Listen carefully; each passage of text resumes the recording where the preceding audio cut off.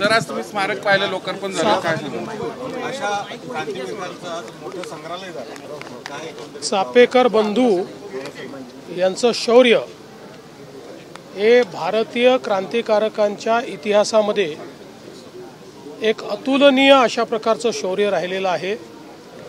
ज्या प्रकारे भारतीयांवर अन्याय करणाऱ्या ग्रँडला त्यांनी यमसदनी पाठवलं आणि अतिशय निर्धाराने फासावर गेले, पण मातृभूमीची सेवा सोडली नाही, अशा चापेकर बंधूंचं स्मारक होणं हे अतिशय महत्त्वाची गोष्ट आहे आणि अतिशय सुंदर त्यांच्या जीवनातला एक एक प्रसंग जिवंत करणारं स्मारक तयार झालेलं आहे। मला असं वाटतं की प्रत्येक शालेय विद्यार्थ्याने हे स्मारक बघितलंच पाहिजे, कारण यातनं खूप मोठी प्रेरणा मिळणार आहे।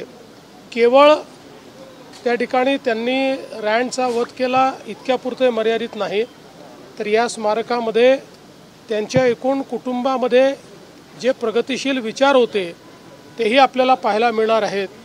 महिलांना किंवा विधवा महिलांना त्या ठिकाणी पूजेचा अधिकार असेल किंवा सती प्रथेच्या विरोधात जी काही त्यांची मतं होती आणि त्यात त्यांनी जी काही कारवाई केली, या सगळ्या गोष्टी या ठिकाणी पाहायला मिळतील।